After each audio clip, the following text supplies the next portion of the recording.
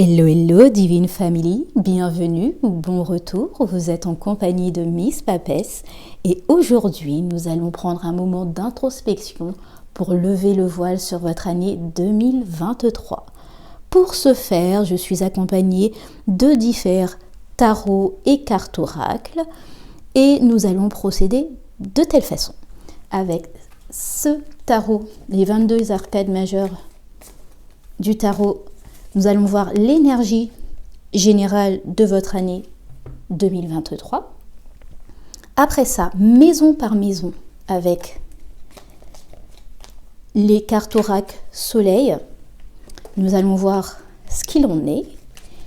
Elles seront accompagnées aussi de cartes des 22 arcades majeures du tarot de Marseille. Enfin, nous allons fignoler tout ça mois par mois en utilisant ce tarot-là, accompagné d'un petit Lenormand. Et aucun tirage ne devrait se faire sans une carte oracle, je dirais, d'encouragement. Nous allons finir avec les cartes de la loi de l'attraction pour donner un message pour le signe en solaire, en ascendant et en lunaire. Mais avant, je voulais vous souhaiter une excellente et heureuse année 2023. J'espère que toutes vos aspirations, tous vos rêves, tous vos souhaits cette année se réaliseront et surtout la santé, parce que de toute façon, sans santé, on ne peut rien faire. Pour finir, je voudrais vous dire que vous avez l'entière responsabilité de votre vie. C'est une personne, quelle qu'elle soit, ou une personne qui vous tire les cartes, c'est juste, on va dire, une possibilité de votre vie. C'est vous qui avez les cartes en main, c'est vous qui pouvez changer absolument tout ça. Donc si vous constatez, ou en tout cas vous considérez que ce que j'ai pu vous dire, ça n'allait pas du tout avec votre point de vue, je vous prie de changer de chaîne ou en tout cas d'aller voir autre chose. Et surtout, sachez, vous avez l'entière responsabilité de votre vie. Et enfin, si vous appréciez cette vidéo et les autres, je vous invite à aller les voir. Venez compléter la Divine Family et abonnez-vous, mettez un petit pouce, mettez un commentaire, j'en serais très très ravie. Et puis surtout, je vous conseille vraiment de venir, je dirais, durant les prochains mois, regardez, vérifiez ce qu'il en est, qu'est-ce qui s'est passé, est-ce que les choses que vous avez entendues se sont produites, ou en tout cas est-ce que ça vous parle beaucoup plus maintenant qu'auparavant quand vous avez écouté une première fois la vidéo. Donc voilà, nous allons commencer tout de suite. Bisous, à tout de suite. Hello, hello, Cancer, allons voir ce que vous réserve cette année 2023. Pour commencer l'énergie générale de l'année, nous avons le pendu. Alors, peut-être que cette année, vous allez voir les choses différemment et faire les choses aussi différemment. La première maison, la maison de votre identité, de votre personnalité, comment les autres vous voient, vous avez, alors là vous êtes bien respecté, le pendu, avec comme carte oracle, l'organisation. D'accord, c'est très intéressant comme concept. Alors, Mercure en Capricorne. Alors, c'est intéressant parce que le pendu et l'organisation, je ne verrai jamais ça ensemble, mais en même temps, j'ai l'impression que malgré, on a l'impression que peut-être que vous êtes complètement à côté de la plaque, que vous faites des choses complètement, en tout cas qui sont incompréhensibles pour certains. Pourtant, c'est très organisé et c'est très concret dans votre retraite. Donc, c'est pas mal, c'est plutôt cool. La maison 2, la maison des ressources, des finances, de la possession matérielle. Donc, vous avez en arcade le soleil. Ah, magnifique arcade dans cette maison. Et en oracle, le pouvoir, la lune en scorpion. Alors, j'ai l'impression que vous manquez de rien. En tout cas, vous avez la possibilité de vous en sortir correctement cette année. Il n'y a pas de... En tout cas, il n'y a pas de problème de ressources, je dirais, plus que ça, en fait. En tout cas, si c'est matériel, ça semble être OK pour vous. Donc, c'est une belle chose. La maison 3, la maison des apprentissages et de la connaissance, les études, la communication, mais aussi de l'entourage proche, la famille et les voisins. Vous avez le pape. Ouh, OK. Est-ce qu'on se fait enseignant cette année, les cancers? L'enthousiasme. D'accord. Alors, enfin, avec le pape et l'enthousiasme, je pense qu'il y a deux solutions. C'est soit vous avez acquis quelque chose et que là, vous êtes en mode, je dirais, partage de vos connaissances, ou soit vous êtes en mode, je dirais, études et je prends les connaissances que j'ai besoin cette année. Mais en tout cas, ça vous fait plaisir et vous êtes très contente. Donc, mais moi, je le sens plus plutôt en mode partage de mes connaissances cette année. OK. La maison 4, le foyer, la famille, les parents, le cadre de vie, vous avez... Alors, la force, mais elle est arrivée à l'envers, donc la force mal respectée et la spéculation. Intéressant. Alors, Jupiter en cancer, la spéculation.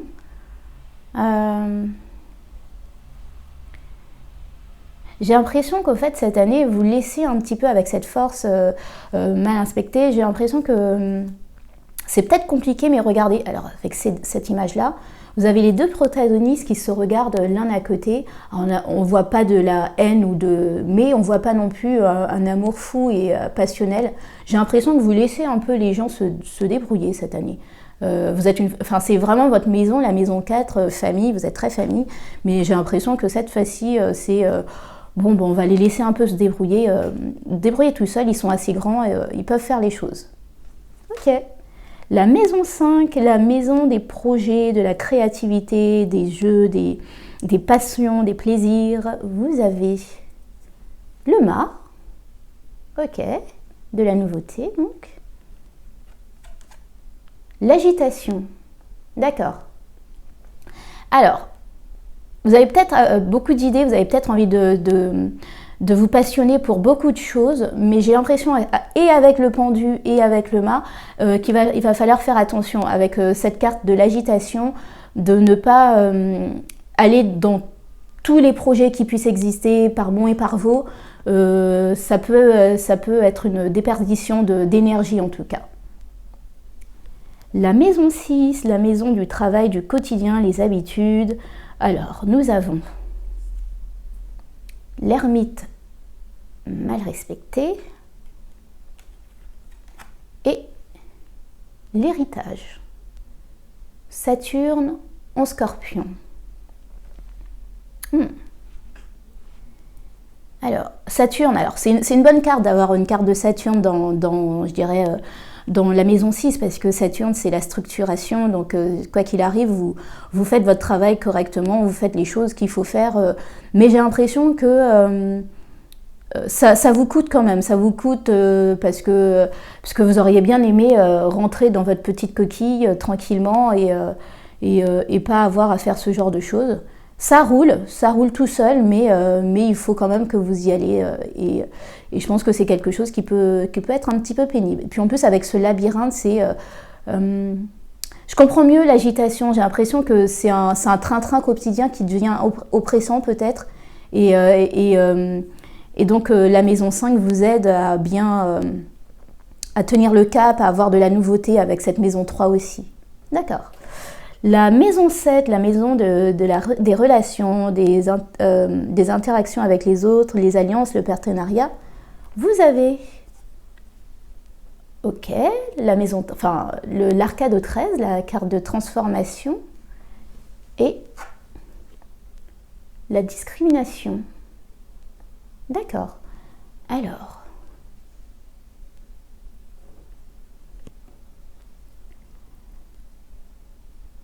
Oui, alors bizarrement, en fait, moi, ça me parle avec la maison 2, alors que pour de vrai, il n'y a pas de.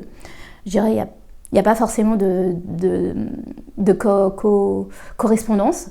Mais j'ai l'impression qu'en fait, cette année, vous coupez les relations qui ne sont pas bonnes pour vous. Vous coupez les relations qui vous prennent du temps. Vous coupez tout ce qui est trop prenant. Avec la discrimination, avec ce mot, hein, pour moi, c'est donc c'est la Vierge. Non, c'est Vénus en Vierge. C'est vraiment, on garde les meilleures personnes, en tout cas les personnes qui nous font avancer, les personnes qui nous donnent de la joie, et tout le reste, on s'en sépare. Et c'est une très bonne chose aussi. La maison 8, alors la maison de la crise, alors c'est les fins, c'est la transformation, c'est le renouveau. Ça peut aussi être la sexualité et la passion. Vous avez comme arcade le monde, d'accord? Vous avez fait un fin de cycle. Et la protection. D'accord. Ouais. J'ai l'impression que là, cette année, les cancers, cette maison 4 que vous avez tellement chérie, que vous aimez tellement, enfin, votre famille, quand je dis famille, je parle vraiment au sens large, c'est pas forcément la famille de sang, c'est vraiment les personnes qui vous importent le plus dans votre vie. Vous avez fait le tour, et là, vous comprenez que vous pouvez pas protéger tout le monde, vous pouvez pas les aider pour tout, et vous pouvez pas les materner toutes les 5 secondes, donc chacun doit se gérer, si je puis dire. Et donc voilà, cette année, vous apprenez ça et je pense que c'est une bonne chose. La maison 9, la maison de la spiritualité, du développement personnel, de la philosophie, des religions, c'est celle des rêves aussi, des grands voyages. Vous avez la papesse à l'envers. Bon, c'est une chose, c'est super. Et vous avez le compagnonnage, d'accord, c'est plutôt cool. J'ai l'impression que vous avez, en tout cas en termes de, je dirais, de spiritualité, de philosophie, vous avez fait le tour avec cette papesse. Et maintenant, vous avez envie de partager avec les autres, ce qui expliquerait aussi la maison 3. C'est-à-dire que vous avez appris, vous avez assez de connaissances et maintenant vous avez envie de la mettre en partage avec les autres, dont le compagnonnage. Et c'est plutôt chouette, hein, donc en plus, c'est toujours bien de partager ses connaissances, de voir d'autres personnes, d'avoir des points de vue différents avec d'autres personnes. Donc, la maison 10, la maison de la carrière, la réputation, l'image publique, les responsabilités sociales. Vous avez la lune. Ok, on va voir ce qui se passe. La fortune, c'est intéressant. Alors, là, avec le pendu, je pense que j'arrive à me dire que pour de vrai, vous êtes toujours en mode... vous savez, c'est le mode maison 2 des ressources. Vous en avez, mais vous êtes toujours un peu, avec cette lune et tout ça, vous demandez est-ce que ça va être suffisant, est-ce que ça sera ok, est-ce que je pourrais m'en sortir, est-ce que je pourrais aider tout le monde. Mais j'ai l'impression qu'avec le pendu, vous apprenez différemment en fait cette année, et donc ce que vous avez, en tout cas ce que vous produisez comme travail, en tout cas comme effort, est largement suffisant et ça vous rapporte très très très gros. Donc ouais, ça vaut le coup quand même. La maison 11, les amis, en tout cas au sens large du terme, c'est l'entourage, la communauté, les associations. Vous avez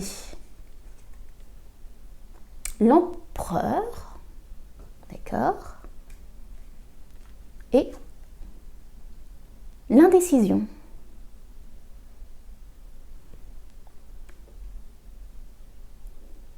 Ouais, ça complète la maison 7, vous êtes en train de en tout cas, vous êtes en train de faire du balai dans votre entourage. L'empereur, il structure, donc là, vous êtes en train de structurer qui je garde pas, ça répond totalement à cette maison 7. Et enfin, la maison 12, moi je l'appelle la maison des secrets, la maison de l'inconscient, de nos craintes, qu'on ne sait même pas que ces craintes sont là, mais pourtant elles sont bien là. Vous avez la maison Dieu à l'envers et la santé. Ok.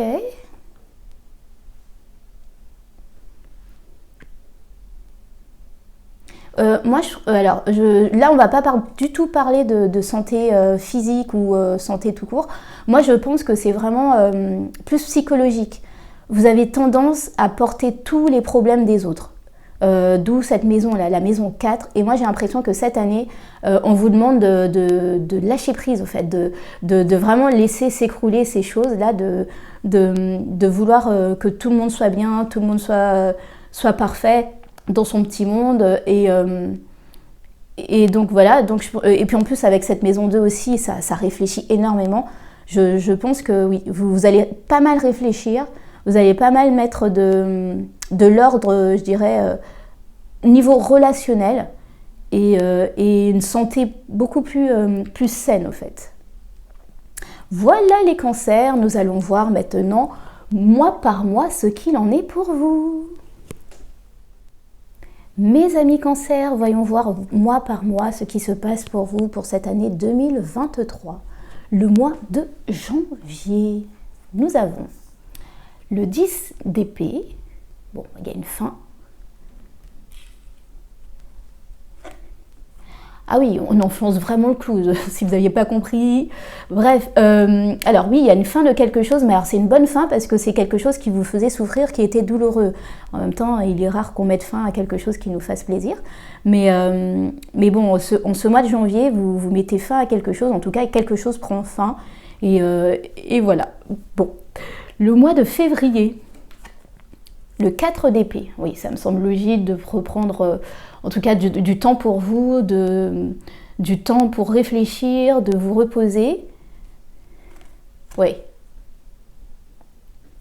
Vous allez prendre du temps pour vous, vous reposer, vous redonner un petit coup de boost pour, voilà, parce que j'ai l'impression que ce mois de janvier, c'était dur, c'était hard, là, cette fin-là, c'était compliqué.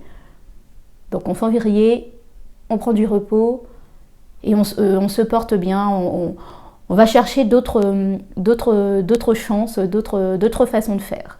Le mois de mars, le 9 de denier, bah voilà, ça c'est cool. Prenez soin de vous, vous profitez de ce que vous avez, vous profitez. La lettre, alors je ne sais pas si... vous recevez en tout cas une communication qui vous met en tout cas dans un état qui fait que vous pouvez profiter du mois de mars. Alors là c'est juste un truc que je suis en train de canaliser là tout de suite, donc ça va pas parler à tout le monde. J'ai l'impression pour quelques-uns ou ne serait-ce qu'une personne, il y a une fin en fait, il y a un divorce qui a pris fin, c'était dur, c'était douloureux, c'était compliqué. Vous avez là maintenant que c'est acté, c'est bien acté, vous pouvez un peu vous reposer, vous ressourcer et là au fait les papiers sont arrivés, peut-être l'argent aussi, en tout cas ce qu'on vous devait ou quoi que ce soit. Si ce n'est pas un divorce, c'est peut-être un travail ou quelque chose comme ça. Vraiment je ressens quelque chose comme ça, mais ça ne paraît pas à tout le monde. Mais voilà. Et là, en fait, à partir du mois de mars, vous profitez enfin, vous pouvez voir le bout du tunnel. C'est très très bien. Le mois d'avril, 9 de coupe. Ah, c'est magnifique.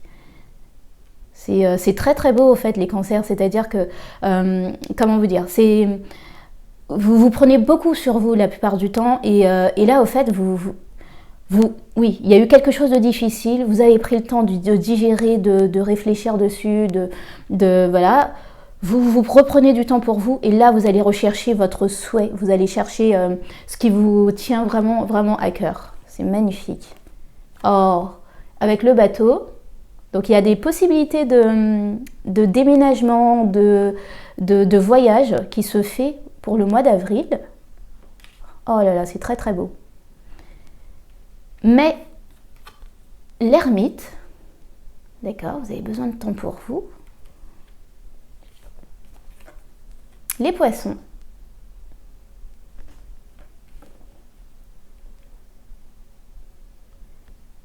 Alors, avec cette ermite au mois de mai, moi ce que je vois c'est je vais, alors avec déjà au mois d'avril, c'est je vais chercher, je me bouge, je vais autre part, peut-être que je déménage, peut-être que je vais, enfin, en tout cas, il y a du mouvement pour le mois d'avril, et c'est pour aller chercher quelque chose qui vous tient vraiment à cœur, ce pourquoi vous voulez vous lever chaque jour, ce pourquoi vous vibrez, et avec les poissons, pour moi, c'est quelque chose de fluctuant, c'est quelque chose qui est à portée de main.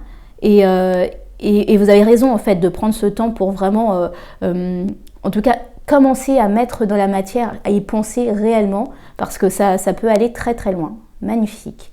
Et le mois de juin, nous avons l'impératrice, ouais. Donc la créativité qui revient avec l'enfant. Super. Oui, c'est ça. Vous avez retrouvé votre créativité, vous avez retrouvé votre joie de vivre, vous avez retrouvé tout ce qui importe pour vous. C'était compliqué les 3 premiers mois, je dirais, enfin deux premiers mois, mais là, en fait, la fin du premier semestre, ça commence à aller de mieux en mieux.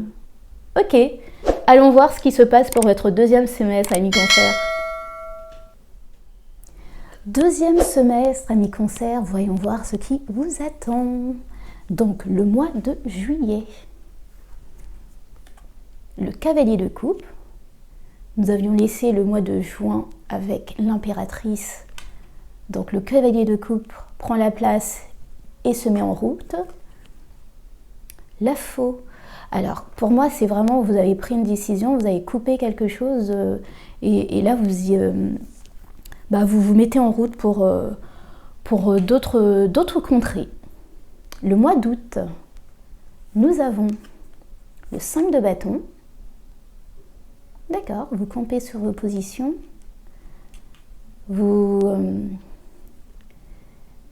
J'ai l'impression que c'est quelque chose de compétitif que vous allez chercher. Donc voilà, vous allez dans la compétition. Et avec la maison. Ouais, c'est ça. Je pense que vous allez chercher votre petit bout de bonheur, en tout cas de possibilités dans la maison, enfin dans ce que vous voulez faire, pardon. Et avec la maison, c'est que vous voudrez quand même que ça soit solide pour vous, qu'il y ait des choses concrètes. Mais il y a de la compétition dedans, mais vous allez y arriver. Ok. Septembre. Le monde. D'accord, vous avez fait succès, en tout cas, je pense qu'il y a du succès là-dedans. Oh là là, il y a une alliance. Sublime, sublime. Donc si on continue notre petit périple, moi je me dis que vous avez campé sur vos positions, c'était de la compétition, mais vous êtes parti dans cette compétition, vous avez mis les bases et là vous avez une alliance il y a une alliance qui se fait en septembre, ou en tout cas un contrat, un succès. Bravo, bravo, bravo. Octobre, la tour, bon, destruction. Que se passe-t-il pour le mois d'octobre? Avec la lys, le lys plutôt, pardon.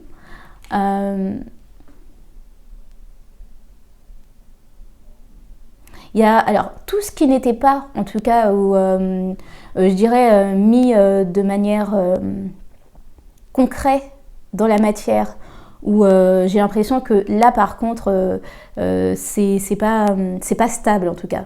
Vous avez fait des choses qui sont très stables et il y a du succès. Par contre tout ce que vous avez un peu laissé par-ci par-là, là par contre c'était un petit peu fébrile et il risque de ne pas prendre au fait. Ok, novembre, nous avons la force. D'accord. Et avec la force, nous avons les nuages.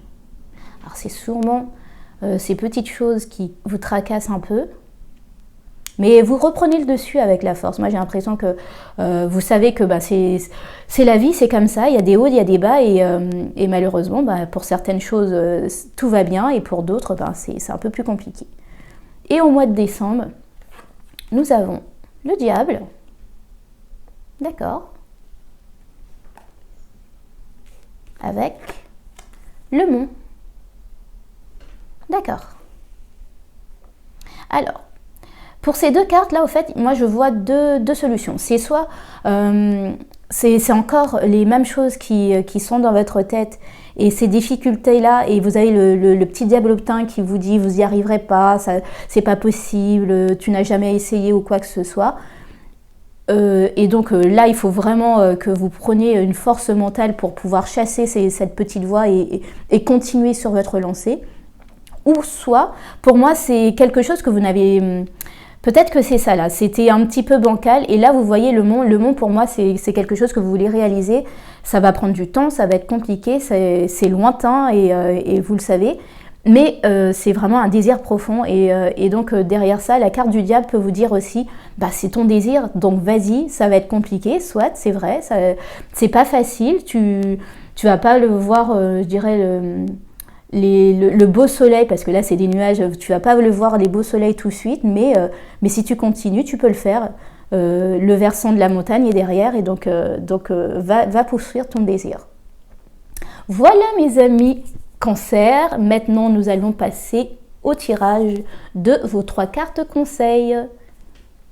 Voyons voir mes amis Cancer ce que vous dit l'oracle de l'attraction. Pour les cancers solaires, vous avez: je peux changer ma vie en changeant mes pensées.